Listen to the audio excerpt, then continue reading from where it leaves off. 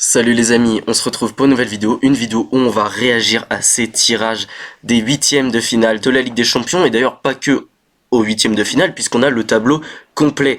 On a également les quarts de finale qui sont déjà plus ou moins définis, également les demi-finales. Donc voilà, on a le tableau complet, on voit bien comment les équipes sont positionnées, et ça veut dire, déjà si vous le voyez sur l'écran, qu'on aurait potentiellement un Barça-Real Madrid en finale. Voilà, j'avais envie de commencer cette vidéo par ça, puisque ça n'a jamais été vu dans l'histoire de la Ligue des Champions. On n'a jamais vu une finale de Ligue des Champions sur un Classico, donc évidemment ça pourrait être assez intéressant.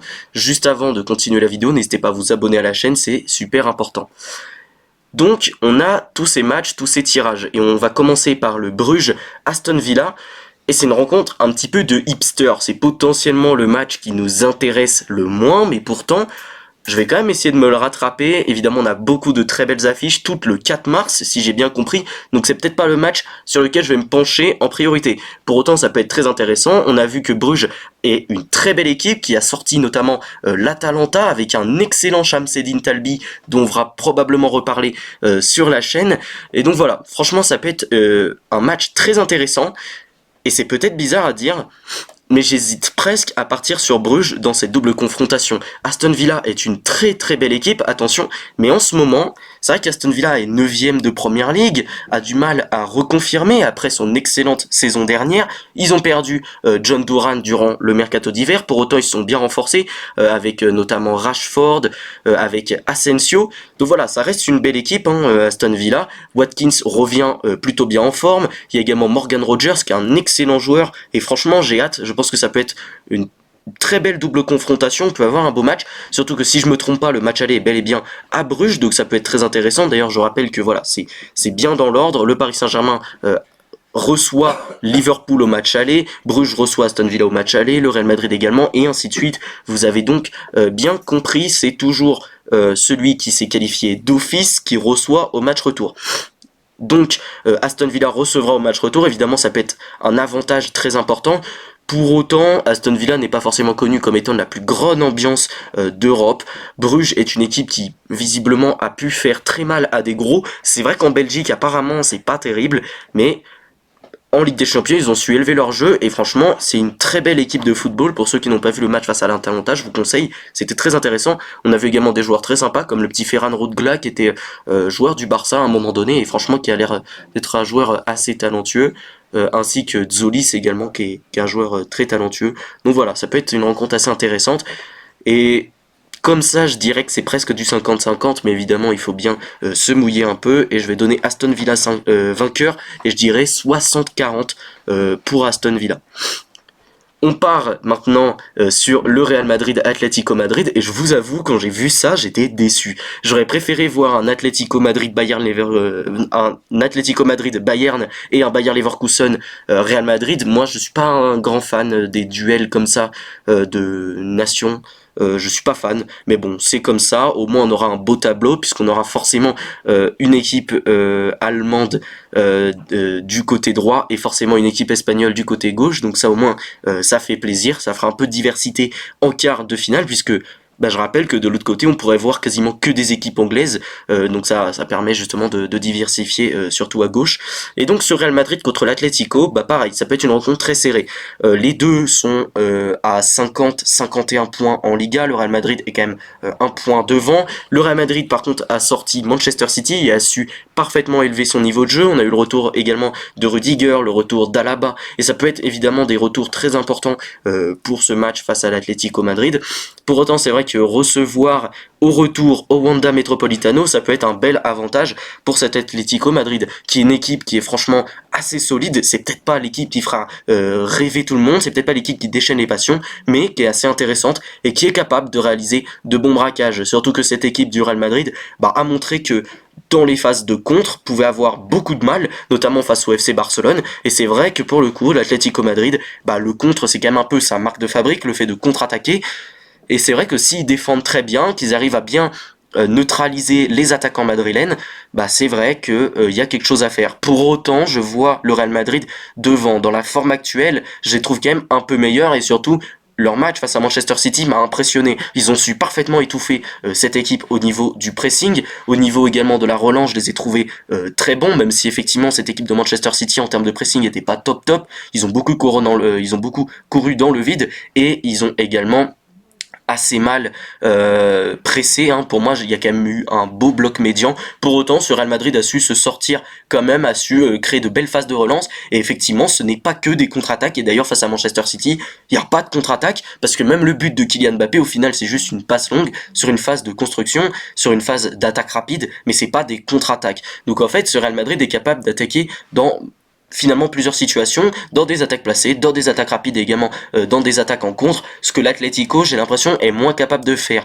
Et justement, face à peut-être un très grand Thibaut Courtois, ça peut évidemment être dommageable pour cet Atlético Madrid. D'ailleurs, je trouve leur ressortie de balle pas forcément énorme, et c'est vrai que si ce Real Madrid est capable, encore une fois, d'élever son niveau de jeu et de presser notamment face à cet Atlético Madrid qui, je trouve, à la relance, n'est pas forcément excellent, pour moi, il y a quelque chose à faire, et franchement, c'est un match qui est quand même assez serré, hein, qui va être très serré, mais je vois quand même le Real Madrid vainqueur, et je donnerai à peu près le même pourcentage que pour Aston Villa Bruges, donc j'avais donné 60-40 pour Aston Villa, là je donnerai 60-40 pour le Real Madrid, et encore une fois, ce match retour au Wanda Metropolitano va falloir vraiment surveiller. Parlons maintenant de ce PSV Arsenal, une rencontre qui va être super intéressante, déjà parce que le PSV est une équipe qui a fait très mal à la Juventus, qui a franchement bien joué. Il y a eu notamment cette remontée en fin de match, et même la remontée tout court, puisque au final il s'impose 3-1 en prolongation, avec un but de Ryan Flamingo d'ailleurs à la fin. C'est franchement une belle équipe. Moi, ce PSV de Peter Bosz, je trouve très intéressant. Face au Paris Saint-Germain, ils nous avaient quand même posé pas mal de problèmes. Au final, on n'avait pas gagné. Ils ont battu Liverpool alors qu'il y avait pas mal d'absents. Alors c'est vrai que Liverpool, c'était une équipe qui était totalement remaniée. C'était quand même plus ou moins l'équipe C, voire l'équipe D. Mais n'empêche que ce PSV Eindhoven s'était imposé. Donc déjà, c'est un bel exploit pour eux. Mais voilà, c'est du jeu franchement intéressant à la Peter Bosz. C'est-à-dire que c'est globalement de la possession en championnat, puisqu'ils ont une domination. Mais c'est vrai qu'il y a quand même beaucoup également de contre-attaque, de jeu un peu de gegenpressing. Ça peut être assez intéressant face à cette équipe d'Arsenal qui, pour le coup, devrait probablement avoir le ballon face au PSV. Et c'est vrai que pour attaquer en contre, ça peut être intéressant. Notamment ce PSV qui a sur les ailes Noah Lang et Johan Bakayoko. C'est vrai que ça peut aller extrêmement vite, avec notamment Luc de Jong également qui peut faire très mal sur coup de pied arrêté, même si j'ai l'impression que c'est quand même un peu le domaine d'Arsenal. Arsenal qui est excellent dans les coups de pied arrêtés offensifs comme défensifs. Donc c'est vrai que pour le coup Luc de Jong risque d'être un petit peu neutralisé dans ce domaine, mais bon, on ne sait jamais. C'est vrai que le PSV peut faire très mal dans ce domaine grâce à Luc de Jong. Pour autant, Arsenal me semble être une équipe qui est quand même mieux armée que ce PSV Eindhoven, et surtout, il est vrai qu'Arsenal en première ligue pourrait rattraper Liverpool. Liverpool commence à perdre pas mal de points dans le championnat, et franchement n'est pas excellent sur ce début 2025 Liverpool. Et Arsenal qui revient petit à petit, qui certes a beaucoup de blessés, mais qui tente de revenir comme ils peuvent, me semble être une équipe intéressante qui pourrait battre ce PSV Eindhoven. En plus de ça, les coups de pied arrêtés par exemple peuvent être un excellent atout pour Arsenal. Moi, j'aurais tendance à les donner vainqueurs, et je pense même que c'est pas très serré. Moi, je vois quand même un 70-30 pour Arsenal, surtout que le PSV est deuxième de son championnat, s'est fait dépasser par l'Ajax qui revient très bien, qui a eu un peu de galère, l'Ajax. Mais voilà, le PSV, moi, me semble être une équipe quand même un peu moins abouti que Arsenal, qui certes a beaucoup d'absents, mais qui pour moi est une équipe qui franchement montre un bon visage sur ce début 2025. Nwaneri notamment que j'aime beaucoup, Trossard également qui revient plutôt pas mal, Gabriel Martinelli qui est plutôt correct. Au milieu de terrain, t'as Odegaard qui est de retour, qui fait des bons matchs, même si c'est pas toujours excellent, mais par exemple face à Manchester City, il avait été top. Donc voilà, à voir. T'as également Mikel Merino qui en ce moment s'est un peu transformé en buteur, surtout que t'as perdu Havertz. À voir si les blessés reviennent. Je rappelle que tu n'as pas Bukayo Saka, donc évidemment ça c'est quelque chose à prendre en compte. Mais bon, tes petits jeunes qui remplacent les titulaires sont plutôt intéressants. Je pense à Nwaneri, je pense à Lewis Kelly également qui commence à bien s'imposer dans le 11. Moi je vois quand même Arsenal au-dessus, avec une équipe qui franchement défensivement reste assez solide, même si c'est un peu moins le cas cette saison. Et je pense qu'au milieu de terrain également, le PSV Eindhoven, même s'il y a des Saibari que je trouve assez intéressants notamment, je pense quand même qu'Arsenal est au-dessus sur à peu près tous les domaines à ce PSV Eindhoven. Donc je donne Arsenal vainqueur 70-30. Parce qu'attention, ce PSV peut nous surprendre, a bien surpris la Juve. Moi je les avais donné vainqueurs face à la Juventus, si vous vous rappelez bien. Donc je pense que ce PSV peut être intéressant face à Arsenal, mais je vois quand même Arsenal s'imposer. Parlons maintenant de l'autre côté de la grille et on s'attaque maintenant au FC Barcelone contre Benfica. Donc le Barça recevra à Montjuic au match retour.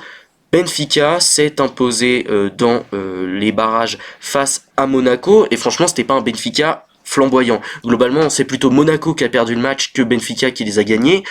Et c'est vrai que voilà, les problèmes défensifs de Monaco ont été très largement exploités par cette équipe de Benfica que j'ai trouvé pas forcément resplendissante.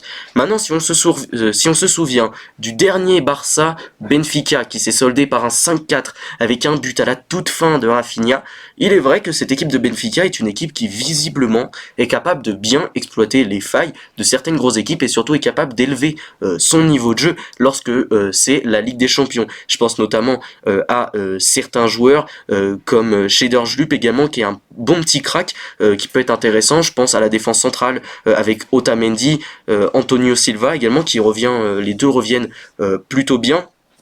Dans les cages, Troubine également est un plutôt bon joueur, même si c'est vrai que malheureusement face à Monaco et face au Barça il a beaucoup encaissé, mais ça reste un joueur très intéressant. On a des Florentino également au milieu de terrain que j'aime beaucoup personnellement. Donc voilà, il y a quand même des joueurs assez sympas du côté de Benfica, même si c'est clairement pas la plus grande équipe de Benfica qu'on ait vue, face au Barça qui est tout simplement la meilleure équipe de 2025 sans contexte, qui ne perd aucun match, qui est absolument flamboyante, hein, tout simplement, qui est à une moyenne de 3 buts inscrits par match, absolument énorme. Donc voilà, pour moi le Barça c'est quand même la meilleure équipe d'Europe à l'instant T, et je les vois absolument pas perdre face à Benfica. Pour moi c'est peut-être le duel le plus déséquilibré, quoique, il y en a quand même quelques-uns, il y en a quand même un qui me semble également très déséquilibré, mais c'est vrai quand même que ce Barça face à Benfica, franchement, si le Barça perd, ça me semble être une véritable anomalie. Je donnerais quand même 90 10 pour moi de qualification. Pour moi, c'est 90% de chances que le FC Barcelone s'impose face à Benfica. En plus, le match retour est chez toi. Franchement, pour moi, il n'y a pas de raison, hormis avalanche de blessés, ce qui me semble assez peu probable, puisque visiblement le staff médical du FC Barcelone a plutôt bien travaillé pour le retour des blessés. Et voilà, pour éviter également les autres blessures. T'as également Pedri, qui est un joueur absolument sensationnel au milieu de terrain. Je pense que globalement, il devrait pas y avoir de problème, t'es en plus de ça dans une très bonne dynamique. Pour moi, le Barça devrait s'imposer face à Benfica. On parle maintenant du Borussia Dortmund contre Lille, ça va être une rencontre très équilibrée. On a d'un côté l'ancien finaliste de la Ligue des Champions, et de l'autre on a Lille qui a donc tabassé notamment Feyenoord 6-1 sur la dernière journée de Ligue des Champions. Mais c'est vrai que le Borussia Dortmund n'est plus dans sa forme de la saison passée, n'est plus dans sa forme de cette magnifique saison où tu arrives en finale de Ligue des Champions. Le Borussia Dortmund est actuellement 11e de Bundesliga, si je ne me trompe pas, se fait battre par beaucoup d'équipes assez moyennes du championnat, et franchement je suis désolé mais cette équipe de Dortmund je la trouve pas bonne. Pour moi le mercato a été plutôt raté l'été dernier, et c'est ce qui te donne cette saison catastrophique où notamment avec Nuri Sahin ça n'a pas fonctionné. Avec Kovacs, c'est un petit peu mieux. On a vu notamment ce 3-0 face au Sporting durant le match aller. Il y a eu le 0-0 au retour, mais bon, t'essaies de conserver le score, donc c'est un petit peu logique. Surtout qu'en face, il n'y avait pas Gyökeres, donc forcément, c'est vrai que le Sporting était un petit peu diminué, donc finalement, ce n'est pas réellement un exploit, hein, j'ai envie de dire. Pour autant, c'est vrai que ce Dortmund a été capable d'en mettre 3 face au Sporting et de se relever un tout petit peu de cette mauvaise dynamique. Donc à voir. Personnellement, je partirais sur le LOSC, évidemment, mais ça reste une rencontre particulièrement serrée, surtout que le LOSC, c'est une équipe qui, récemment, a un petit peu galéré en Ligue 1. C'est une équipe qui également s'est faite sortir en Coupe de France par une toute petite équipe. Donc, je me dis que le LOSC n'est pas forcément dans la plus grande forme de tous les temps. Donc à voir, encore une fois, je trouve que c'est une rencontre particulièrement serrée. Si je devais me prononcer, je donnerais 55-45 pour le LOSC. Dortmund ne me parle pas plus que ça, hein, je vous avoue. Franchement, le jeu que j'ai vu là face au Sporting, alors oui, il y a une victoire 3-0, ça c'est sûr, et globalement ça a plutôt bien joué, mais je suis pas forcément convaincu, et je trouve que ces Lillois, malgré la mauvaise période, je pense qu'ils peuvent battre cette équipe de Dortmund. Et d'ailleurs, concrètement, le choix entre Bruges et Dortmund, je suis Lille, je crois que je préfère tirer Dortmund. Et ce serait cool parce qu'on verrait probablement, enfin on verrait peut-être les Lillois en quart de finale, mais il faut faire attention. La bête blessée peut également être très forte. On est avec Kovacs, ils ont une semaine pour plus ou moins retravailler les automatismes, retravailler du jeu avec Kovacs. Ils ont voilà ce week-end, mais également la semaine qui suit. Ils ont 2 week-ends concrètement pour préparer ce match face au LOSC, donc il va falloir bien travailler pour Kovacs. De l'autre côté, les Lillois devrait être plus ou moins au complet si je ne me trompe pas, même si évidemment il y a Thiago Santos qui n'est pas là. Mais voilà, les Lillois, moi je les vois passer. Pour ce qui est du Bayern contre Bayer Leverkusen, bah c'est pareil, c'est un match que je voulais pas trop voir, surtout que les 2 matchs qu'on a eu cette saison ont été assez décevants. Mais c'est un peu de la faute du Bayern Munich, parce que le Bayern Munich, moi je suis désolé, mais je suis pas fan cette saison. Je trouve que ce Bayern est pas impérial en Bundesliga, n'est pas forcément sensationnel. Ça a la possession de balle, ça essaie de construire en possession, mais personnellement le company ball, bah ça me touche pas. Autant je trouvais ça intéressant, le positionnement de Kimmich, je vous en ai pas mal de fois parlé sur la chaîne, mais c'est peut-être la seule chose intéressante. Je trouve que les individualités, les joueurs individuellement font une bonne saison. Kane est excellent, Olise est franchement plutôt bon, Kimmich est plutôt bon également, mais je trouve ce Bayern pas forcément imprenable face au Celtic, ils ont pas été foufous. Défensivement, je trouve qu'il y a encore des problèmes, encore des approximations. Donc à voir, je trouve pas que le Bayern est dans la forme de sa vie. De l'autre côté, le Bayer Leverkusen a perdu pas mal de points en Bundesliga, semble, je dirais pas largué complètement, mais semble un petit peu loin pour chercher le titre. Donc peut-être que justement, ils pourraient essayer de faire un beau parcours en Ligue des Champions, c'est ce que je leur souhaite. Et quand je regarde ça comme ça, bah, je suis désolé, mais je vois le Bayer Leverkusen passer. Encore une fois, je vois que c'est une rencontre très serrée. Je dirais quand même un 55-45, comme pour Lille Dortmund. Je trouve que ça va être très serré. Mais je sais pas pourquoi, le Bayer Leverkusen a fait un bon mercato d'hiver, s'est bien renforcé, a un jeu qui me parle beaucoup, a changé un petit peu sa composition, puisqu'on voit dorénavant plutôt Frimpong sur le poste d'ailier droit, également Grimaldo un peu sur ce poste d'ailier gauche, quasiment, avec un Atantella en attaquant de pointe, même si évidemment on a toujours du Patrick Schick qui peut rentrer, Victor Boniface, alors malheureusement il est encore blessé ou encore indisponible, donc ça va être un peu compliqué, mais si Boniface revient évidemment que ce sera un plus, t'as toujours une bonne défense, t'as des défenseurs centraux qui ont finalement été plus ou moins mis sur les côtés, même si Mukiele c'est pas vraiment un central, c'est plutôt un latéral droit, et vous m'avez compris, avec notamment Hincapié qui est mis sur ce côté gauche, t'as toujours du Granit Xhaka au milieu, du Palacios également qui est très bon, et t'as ce magicien qui est Florian Wirtz. Donc pour moi t'as vraiment des belles choses à faire du côté du Bayer Leverkusen, et c'est pour ça que je les vois passer, même si ça me semble particulièrement serré. Et on va parler de l'avant-dernier match de cette vidéo, on va parler de Inter Feyenoord, et je suis désolé, c'est peut-être là finalement le match le plus déséquilibré, peut-être avec le match du Barça. C'est pareil, moi, alors c'est vrai que l'Inter récemment n'est pas forcément dans la meilleure forme de sa vie, je rappelle qu'ils se sont inclinés face à la Juventus récemment en Serie A, ils ont perdu quelques points, ils avaient un match de retard sur Naples, au final ils l'ont perdu, ou ils ont fait match nul si je ne me trompe pas, mais de toute façon ils ont perdu face à la Juventus, donc ça revient à peu près au même, donc je dis pas évidemment ils sont pas du tout distancés, ils ont que 2 points d'écart face à Naples, mais évidemment la course au titre est très âpre.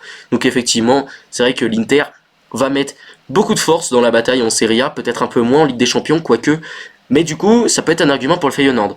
Maintenant, Feyenoord, c'est vrai que c'est quand même une équipe qui a sorti Milan, une belle équipe de Milan, même si bon, ils sont quand même un peu sabotés sur le match retour.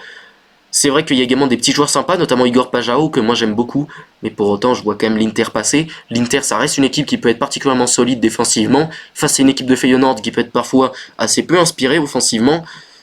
Surtout face à des grosses équipes, moi franchement je vois l'Inter se qualifier sans trop de problèmes, et je vois quand même un 80-20, peut-être un peu moins que pour le Barça, mais je vois un 80-20 pour l'Inter Milan, 80% de chances de se qualifier pour moi, même si attention, Feyenoord évidemment, ça reste une équipe plutôt intéressante qui peut faire des choses, mais c'est vrai que depuis le départ d'Arne Slot, c'est un peu plus compliqué. Donc certes, ils sortent l'AC Milan, c'est vrai que c'est quand même un AC Milan qui s'est bien mis des bâtons dans les roues, qui a fait un peu n'importe quoi, donc à voir.